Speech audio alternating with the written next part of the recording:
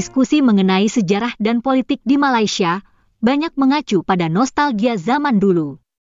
Entah itu zaman Sriwijaya atau Majapahit. Mereka pun selalu menyebut-nyebut alam Melayu, juga Melayu Raya. Tapi realitas geopolitik sesungguhnya sudah lama berubah. Semua itu akhirnya hanya menjadi ilusi karena kenyataan yang terjadi malah sebaliknya. Kaum Melayu Malaysia sulit mempertahankan bahasa Melayu. Dan kini mereka juga menghadapi masalah Sabah dan Sarawak. Video berikut ini menggambarkan kecemasan seorang profesor mengenai nasib negara Malaysia. Dari segi sejarah, bangsa kita adalah suatu bangsa besar. Namakan Melayu Raya ataupun Nusantara. Itu pun kita ada sedikit perbezaan antara kita dengan Indonesia. Selepas penjajah, kita cuba membina suatu negara yang dinamakan negara Malaysia. Dalam negara Malaysia itu sudah tidak ada lagi apa yang disebut sebagai Nusantara. Indonesia tidak ada lagi, kemudian Filipina tidak lagi bersama kita, Selatan Thai, petani dan sebagainya tidak ada lagi bersama kita. Pada peringkat awalnya, kita ada Brunei, Singapura dan sebagainya. Tetapi oleh kerana saya rasa berlaku suatu politicking yang menelanjangkan kemudahan kita sendiri dalam menguruskan soal Singapura dan Brunei, maka kita kehilangan dua daerah. Sekarang ini pula kita mendengar orang bercakap tentang Sabah pun Sabahan, Sarawak pun Sarawakin dan sebagainya. Maka apakah lama-kelamaan dia akan menjadi suatu realiti bahawa Sabah dan Sarawak juga akan membentuk satu oknum baru yang tersendiri? Ya, soal kedudukan Sabah dan Sarawak dalam Malaysia ini kita tidak boleh meramalkan ya bahawa perkara ini tidak akan berlaku.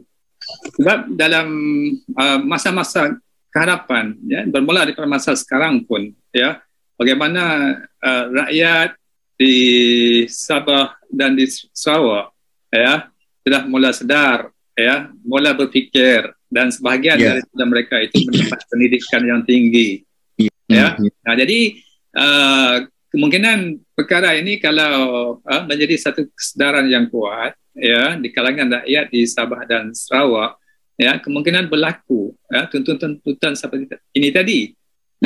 Walaupun kita tidak melihat akan berlakunya dalam masa yang dekat untuk nak memisahkan daripada persekutuan Malaysia ini. Tetapi dia akan tawar-menawar ya dari segi politiknya ya, dari segi peruntukan ekonomi misalnya ya. Selama ini mereka melihat mereka itu dianaktirikan ya, sedangkan mereka juga menyumbang hasil mahsul negeri tersebut kepada persekutuan.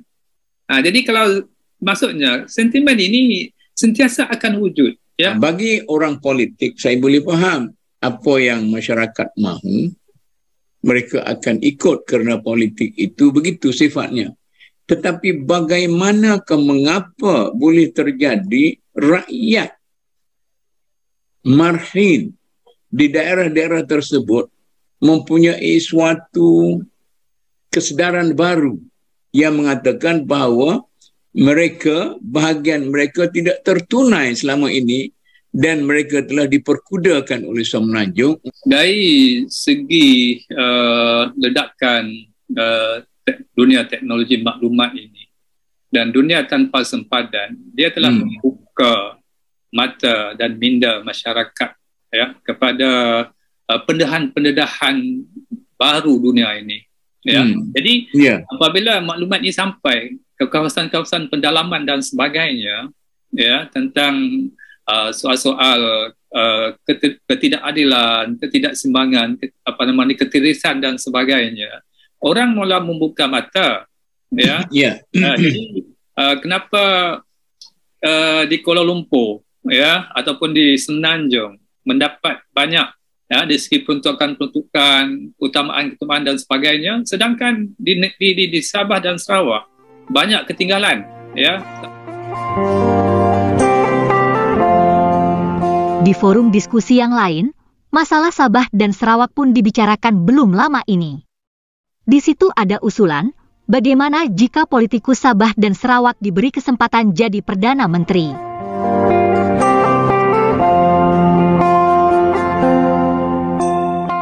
Salah seorang daripada Sabah atau Sarawak jadi Perdana Menteri Malaysia, benda ini dapat dikurangkan. Banyak pembangunan akan dibuat di belah sana, dan soal-soal yang mengatakan bahawa soal perkauman, soal kenegerian tu dapat dikurangkan. Sebab kita kata boleh tu jadi macam Indonesia, walaupun besar pulau tu banyak, tapi dia dapat kontrol. Kalau Presiden Jokowi boleh pindah Jakarta ke Kalimantan, kenapa tidak jawatan Perdana Menteri dipindahkan kepada Sabah atau Sarawak? Kalau kita menerima seorang pemimpin atau Perdana Menteri kemudiannya kelaknya datang daripada sebelah sana Sabah dan Sarawak, kalau kita berpegang pada konsep negara bangsa, pada konsep bangsa Malaysia, kan, kita kena terimalah, sebab itu rakyat Malaysia, kan, orang Temenanjung kena terima.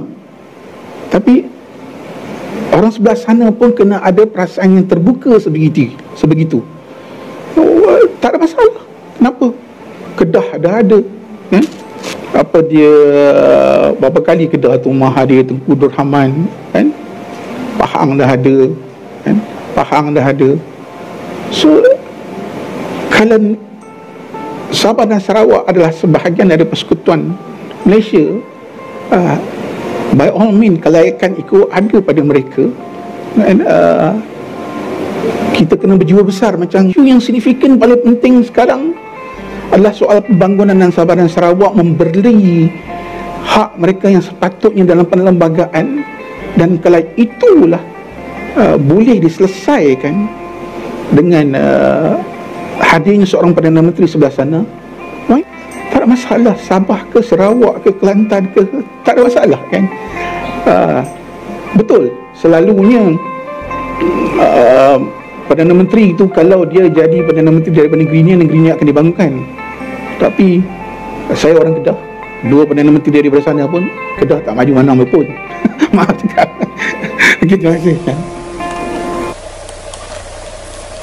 Terima kasih ya teman-teman sudah menonton video kami. Tetap sehat dan semangat. Sampai jumpa lagi.